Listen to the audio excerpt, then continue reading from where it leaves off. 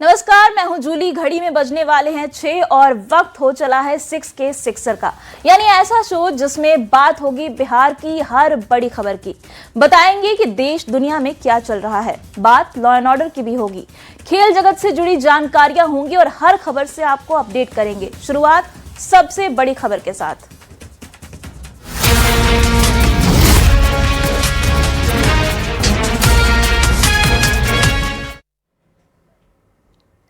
बिहार विधानमंडल के बजट सत्र के अंतिम दिन राजनीतिक चंदे को लेकर जेडीयू और आरजेडी के बीच आरोप प्रत्यारोप तेज हो गया। आरजेडी एमएलसी सुनील कुमार ने दावा किया कि जिस कंपनी का सालाना टर्नओवर 27 करोड़ रुपए है, उसने जेडीयू को 24 करोड़ रुपए का चंदा दिया है। सुनील कुमार ने जेडीयू के मुख्य प्रवक्ता नीरज कुमार के उन आरोपों पर पलटवार किया जिनमें आरजेडी पर शराब कंपनियों से चंदा लेने की बात कही गई थी। आरजेडी एमएलसी ने कहा कि जेडीयू सबसे बड़ी भ्रष्टाचारी पार्टी है और सालों तक एक कंपनी से लगातार चंदा लेती रही। उन्होंने दस्तावेज दिखाने का दावा करते हुए कहा कि किंग महेंद्र से जेडीयू ने करीब 5 साल तक इलेक्टोरल बॉन्ड के जरिए हर महीने 99 लाख रुपए लिए। भाई, आपकी पार्टी भी प्रत्येक महीना 99 लाख रुपया किंग महेंद्र जी से 5 साल तक लेती रही। उन्होंने चिल्लाना शुरू कर दिया। उन्होंने कहा कि साक्ष्य पेश कीजिए और उन्होंने सदन के बाहर में यह बात भी कहा। तो आज मैं वैसे पार्टी जो इस बिहार में उससे बड़ा भ्रष्टाचारी कोई पार्टी नहीं है, उससे बड़ा कोई दोहन करने वाला कोई पार्टी नहीं है, पूरा बिहार को लूट लिया। लगातार 99 लाख रुपया, ये पूरा डेटा है, 99 लाख रुपया कई वर्षों तक लेता रहा। इसके अतिरिक्त उसने अपने पार्टी फंड में तकरीबन 146 करोड़ रुपया, मैं उस पार्टी का बात कह रहा हूं जिसके शीर्षस्थ नेता समाजवादी चोला पहने रहते हैं, सत हरिश्चंद्र बने रहते हैं और पूरे बिहार को उन्होंने भ्रष्टाचार के आकंठ में डुबो दिया। मैं उसका डेटा दे रहा हूं। और देखिए, सदन के बाहर आरोप लगाने के बाद आरजेडी एमएलसी सुनील सिंह सदन के अंदर भी शराब कंपनियों से चंदा लेने के आरोप पर गुस्सा हो गए। उन्होंने आरोपों को बेबुनियाद बताते हुए जेडीयू द्वारा चुनाव में पैसे लिए जाने का आरोप लगाया और सदन में कई डॉक्यूमेंट दिखाए। उन्होंने स्मार्ट मीटर के नाम पर करोड़ों का चंदा लेने की भी बात उठाई।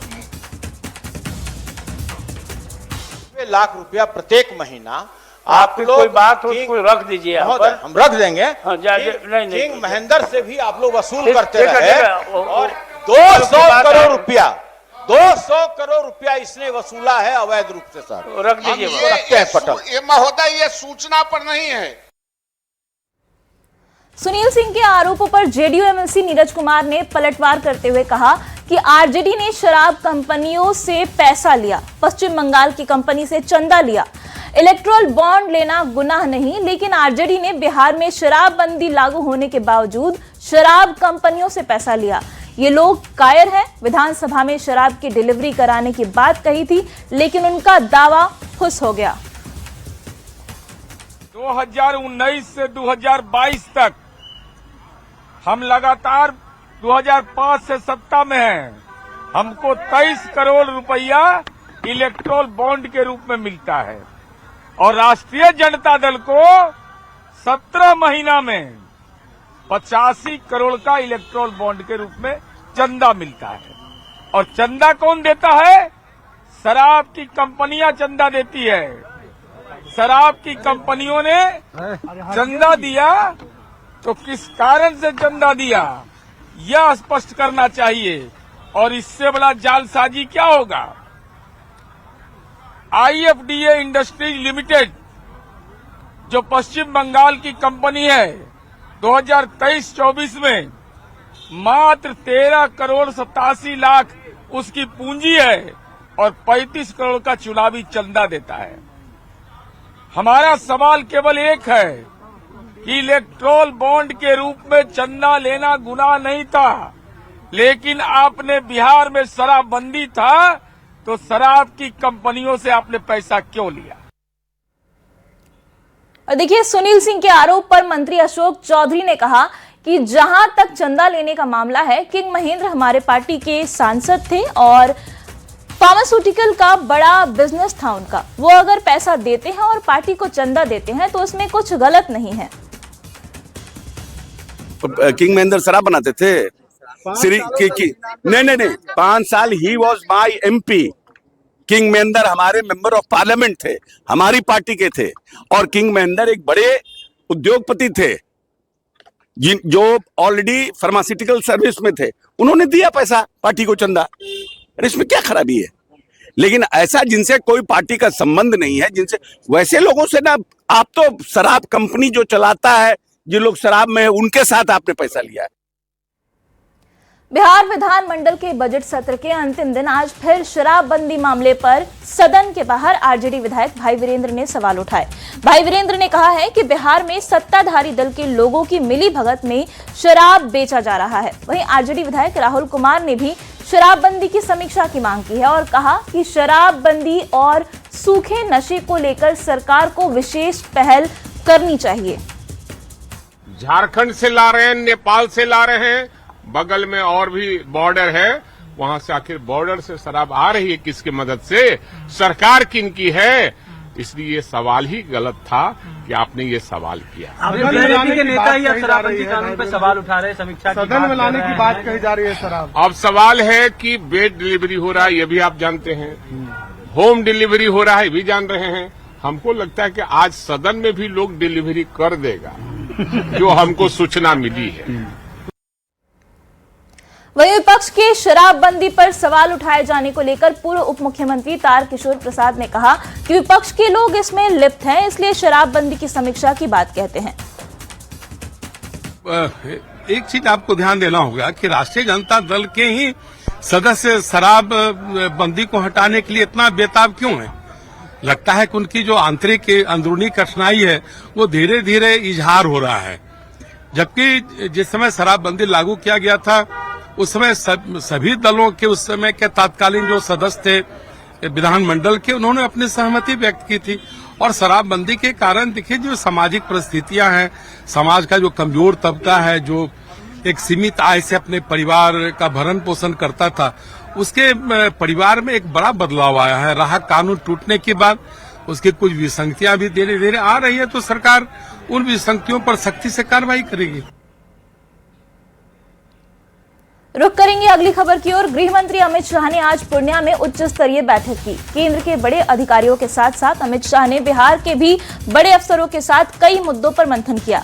बताया जा रहा है कि इस दौरान सीमांचल क्षेत्र में मादक पदार्थों की तस्करी पर रोक लगाने की रणनीति बनाई गई। साथ ही सीमावर्ती जिलों में आंतरिक सुरक्षा और घुसपैठ जैसे मुद्दों की भी समीक्षा की गई। आज की इस अहम बैठक के बाद शाह का 3 दिवसीय बिहार दौरा भी खत्म हो गया। गृह मंत्री पूर्णिया से दिल्ली के लिए रवाना भी हो गए हैं। बिहार विधानसभा में धर्मांतरण के मुद्दे को लेकर सत्ता पक्ष और विपक्ष में जमकर कहासुनी हुई। बीजेपी विधायकों ने कहा कि धर्मांतरण की वजह से राज्य की डेमोग्राफी बदल रही है। सत्ता पक्ष के विधायकों ने कहा कि अन्य राज्यों की तरह बिहार में धर्मांतरण के खिलाफ कड़ा कानून बनाने की जरूरत है। बिहार में 143.23% है। इसी प्रकार सीमावर्ती कई जिलों के क्षेत्रों में मुस्लिम आबादी में अप्रत्याशित वृद्धि हुई है। बिहार राज्य के अंतर्गत सभी जिलों में विवाह के बहाने धर्मांतरण, बाल विवाह, प्रलोभन के माध्यम से धर्म परिवर्तन ईसाई मिशनरियों और इस्लामिक धर्म गुरुओं द्वारा धड़ल्ले से कराया जा रहा है। इस कारण और देखिए, कौओं के बाद अब पटना में बर्ड फ्लू की पुष्टि हो गई है और 2 महीने तक मुर्गे और मुर्गी पालन पर रोक लगा दी गई है। पटना के चितकोहरा स्थित पशु विज्ञान विश्वविद्यालय के पोल्ट्री अनुसंधान केंद्र में एक साथ 6000 मुर्गियों में सैंपल जांच के बाद बर्ड फ्लू की पुष्टि हुई है और इसके तुरंत बाद पोल्ट्री फार्म कैंपस में ही सभी मुर्गियों को दफनाया गया। फिलहाल पोल्ट्री फार्म को सील कर दिया गया है और संक्रमण से बचाव को लेकर हर तरह से सैनिटाइज और ब्लीचिंग पाउडर का छिड़काव किया गया है। जिला प्रशासन ने पटना क्षेत्र में मुर्गियों को बाहर लाने और बाहर से लाने पर रोक लगा दी है।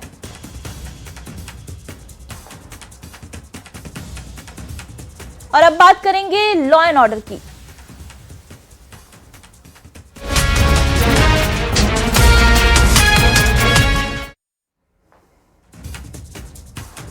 और देखिए बेतिया से बड़ी खबर है, जहां लौरिया के हनुमान चौक पर ठेले पर रखा रसोई गैस सिलेंडर अचानक फट गया। विस्फोट में 10 लोग गंभीर रूप से घायल हो गए। घायलों को सामुदायिक स्वास्थ्य केंद्र भेजा गया और गंभीर मरीज GMCH रेफर कर दिए गए। ब्लास्ट वाली जगह का सीओ ने दौरा किया। मौके पर पहुंची पुलिस ब्लास्ट के कारणों की जांच में जुटी हुई है। ब्लास्ट वाली जगह का सीओ ने दौरा भी किया है। बड़ी खबर आपको बेतिया से बता रहे हैं।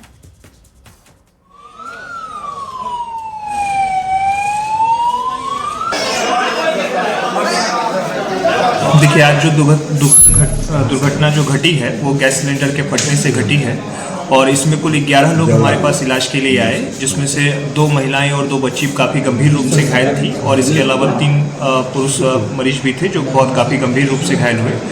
उनका प्राथमिक उपचार यहाँ पे किया गया और आवश्यकता अनुसार जो भी सुविधा हमारे पास थी उसके हिसाब से उनका इलाज किया गया है और उन सभी मरीज को इमरजेंसी GMCH बेतिया में रेफर कर दिया गया है। यहाँ पे हनुमान चौक के पास लौरिया में एक वेंडर है गोविंद राय, वो ठेले पे अंडा और मीट बेचा करते थे। एक छोटा सिलेंडर था उनके पास, उसमें ब्लास्ट हुआ है। लगभग 11 लोग जख्मी हुए हैं। उनका प्राथमिक उपचार किया गया और GMCH रेफर किया गया। आगे कार्रवाई की जा रही है। और अगली खबर मधुबनी से है, जहां मौत मामले में कार्रवाई नहीं होने से आक्रोशित ग्रामीणों ने झंझारपुर थाने का घेराव कर दिया। ट्रैक्टर से ललिता देवी की मौत मामले में 2 सप्ताह में कार्रवाई नहीं होने से ग्रामीण नाराज हैं। ग्रामीण मृतका की तस्वीर और तलखियां लेकर थाना परिसर में जुटे और आरोपी की गिरफ्तारी की मांग को लेकर नारेबाजी की।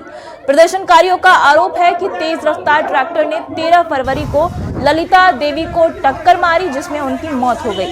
14 फरवरी को थाने में ट्रैक्टर मालिक मुमताज और ड्राइवर इमरान के खिलाफ शिकायत दर्ज कराई गई, लेकिन अब तक इस मामले में कोई भी कार्रवाई नहीं हुई है। हालांकि ग्रामीणों के प्रदर्शन के बाद झंझारपुर थानाध्यक्ष ने कार्रवाई का भरोसा दिया है, साथ ही ट्रैक्टर को भी जब्त कर लिया है।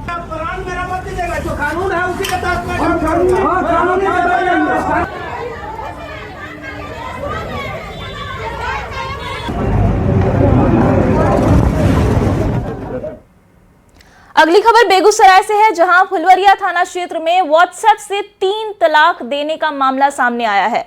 शुखरा 2 की रुखसाना खातून का आरोप है कि पति मोहम्मद मकबूल ने 20 फरवरी 2024 को मैसेज भेजकर तलाक दे दिया। दहेज में 5 लाख की मांग, मारपीट और लाखों रुपए लेने का भी आरोप उन्होंने लगाया है। पीड़िता का आरोप है कि पति ने फोन पर अभद्र भाषा का इस्तेमाल किया और देह व्यापार में धकेलने तक की बात कही। पीड़िता न्याय के लिए थाने के चक्कर लगा रही है। राष्ट्रीय महिला आयोग की सदस्य ममता कुमारी ने मामले में रिपोर्ट तलब की है। वहीं पुलिस इस मामले में जांच की बात कह रही है। इसके मांग के वजह से दिया गया क्या और पैसा चाहिए, तो 4 छक्का 4 व्हीलर और चाहिए और मेरी माँ पहले ही उसको उतना सारा पैसा दे चुकी है दहेज में। सारा चीज बिजनेस के लिए मांगा था लड़का।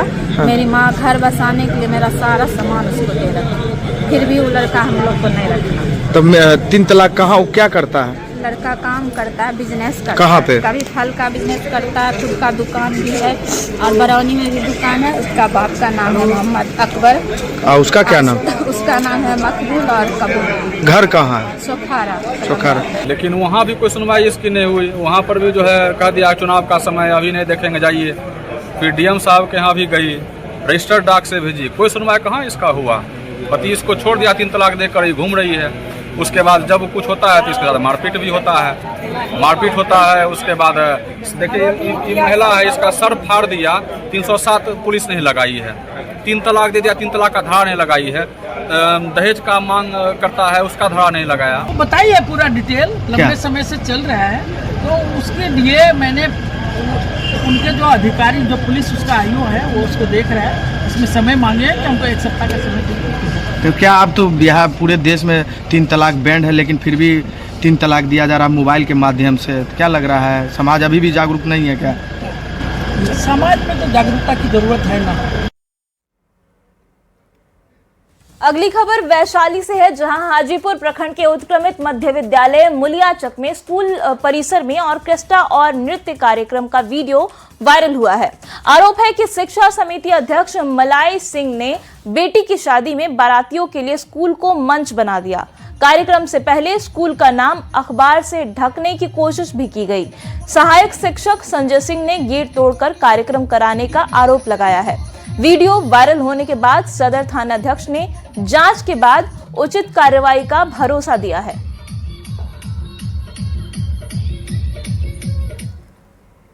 और देखिए, गया जी से बड़ी खबर आ रही है। तालाब में पलटी कार हादसे में एक व्यक्ति की मौके पर ही मौत हो गई है। एक अन्य युवक गंभीर रूप से घायल बताया जा रहा है।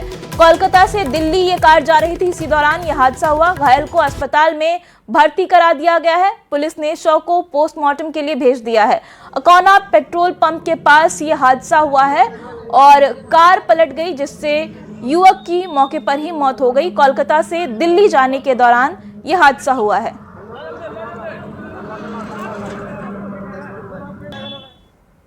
और देखिए, बड़ी खबर कैमूर से है, जहां भभुआ महिला थाना में पदस्थापित दारोगा पर एक बिजली मिस्त्री से मारपीट और झूठा केस दर्ज कराने का और धमकी देने का आरोप लगा है। नगर परिषद कर्मी का कहना है कि दारोगा के आवास पर बिजली ठीक करने के बाद मेहनताना मांगने पर उन पर चोरी का आरोप लगाकर पिटाई की गई। घटना के विरोध में सैकड़ों सफाई कर्मी थाने पहुंचे और निलंबन की मांग की। एसपी ने जांच के बाद कार्रवाई का आश्वासन दिया है।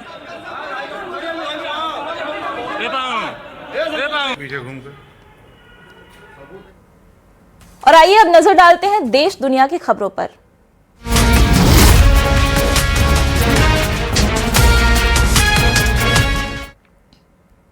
और देखिए, दिल्ली आबकारी नीति से जुड़े सीबीआई मामले में पूर्व मुख्यमंत्री अरविंद केजरीवाल और उप मुख्यमंत्री मनीष सिसोदिया को बड़ी राहत मिली है। दिल्ली की राउज एवेन्यू कोर्ट ने आम आदमी पार्टी के दोनों शीर्ष नेताओं को बरी कर दिया है। कोर्ट का फैसला सुनते ही अरविंद केजरीवाल फपक फपक कर रोने लग गए।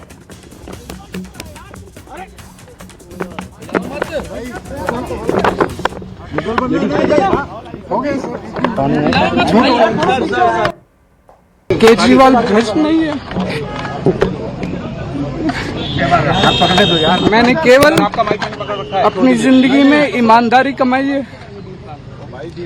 इन्होंने झूठा केस लगाया और आज ये साबित हो गया। कोर्ट ने कहा है कि केजरीवाल कट्टर ईमानदार है, मनीष सिसोदिया कट्टर ईमानदार है, आम आदमी पार्टी कट्टर ईमानदार है। एक बार फिर गर्व हो रहा है कि देश के संविधान पर, बाबा साहब अम्बेडकर पर, जिन्होंने इतना शानदार संविधान दिया और सत्य की जीत हुई है। एक बार फिर गर्व हो रहा है कि देश के संविधान पर, बाबा साहब अम्बेडकर पर, जिन्होंने इतना शानदार संविधान दिया और सत्य की जीत हुई है। देखिए, दिल्ली आबकारी नीति से जुड़े सीबीआई मामले में पूर्व मुख्यमंत्री अरविंद केजरीवाल और उप मुख्यमंत्री मनीष सिसोदिया को बड़ी राहत मिली है। दिल्ली की राउज एवेन्यू कोर्ट ने आम आदमी पार्टी के दोनों शीर्ष नेताओं को बरी कर दिया है। शराब घोटाला मामले में केजरीवाल के बरी होने के बाद तेजस्वी यादव का बयान भी सामने आया। तेजस्वी ने कहा कि कोर्ट ने यह भी कहा है कि सीबीआई के आईओ पर भी मुकदमा होना चाहिए। सभी विपक्षी दल पर केंद्रीय एजेंसियां गलत तरीके से मुकदमा कर रही हैं। बीजेपी एजेंसियों को लोगों का चरित्र हनन के लिए इस्तेमाल करती है। तेजस्वी ने कहा कि आने वाले समय में हम लोगों को भी न्याय मिलेगा। सब आज जो अरविंद केजरीवाल जी को जो बरी किया गया है, इससे ये साबित हो गया है। बल्कि कोर्ट ने तो ये भी बोला है कि भाई सीबीआई की जो आईओ है उस पर भी मुकदमा होना चाहिए। तो आप देखिएगा, चाहे जितने भी विपक्षी दल हैं, सब पे जो है केस मुकदमा, एजेंसियां जो है लगी रहती है, गलत तरीके से गलत मुकदमा लगाती है हम लोग वाले। और देखिए, अफगानिस्तान रक्षा मंत्रालय का दावा है कि अफगान फोर्सेस ने पाकिस्तान की मिलिट्री रेजिम पर बड़े पैमाने पर ऑपरेशन चलाया, जिसमें पाकिस्तान के 40 से ज्यादा सैनिक मारे गए हैं। अफगानिस्तान के मुताबिक मारे गए 13 सैनिकों के शव पाकिस्तान को वापस भेज दिए गए हैं और इसके साथ ही पाकिस्तान की 15 चौकियों पर भी कब्जे का दावा किया गया है। अफगान सेना का दावा है कि उसने नंगरहार के दोरा बाबा जिले के मशीन नाव एरिया में 2 पाकिस्तानी चौकियां, गोश्ता के अनारगी क्षेत्र में 3 चौकियां और कूनर के नारी जिले के दोकलाम एरिया में 2 चौकियों पर कब्जा कर लिया है। अफगानिस्तान का यह भी दावा है कि बॉर्डर पर स्पेशल लेजर यूनिट्स ने रात में ऑपरेशन चलाया, जिसमें दुश्मन की हर मूवमेंट को टारगेट किया गया।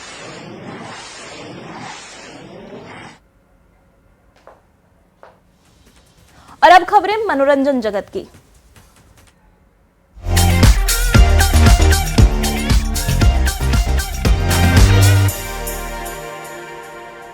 और देखिए, बॉलीवुड की चर्चित फिल्म द केरला स्टोरी 2 की रिलीज पर रोक हट गई है।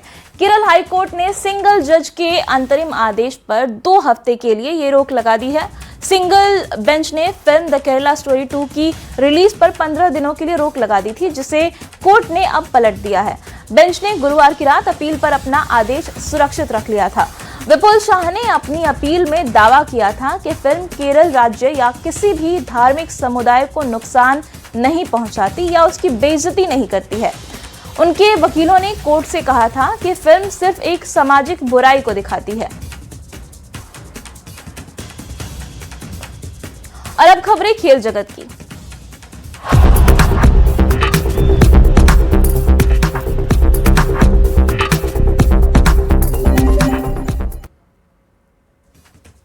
भारतीय क्रिकेटर रिंकू सिंह पर दुखों का पहाड़ टूट पड़ा है। क्रिकेटर रिंकू सिंह के पिता खानचंद सिंह का निधन हो गया है। उन्होंने ग्रेटर नोएडा स्थित यथार्थ हॉस्पिटल में अंतिम सांस ली। रिंकू सिंह के पिता स्टेज 4 लिवर कैंसर से पीड़ित थे और पिछले कुछ समय से उनकी हालत बेहद गंभीर बनी हुई थी। तबीयत बिगड़ने के बाद उन्हें अस्पताल में भर्ती कराया गया था। उस वक्त भी रिंकू सिंह को टीम इंडिया का साथ छोड़कर तुरंत घर लौटना पड़ा था।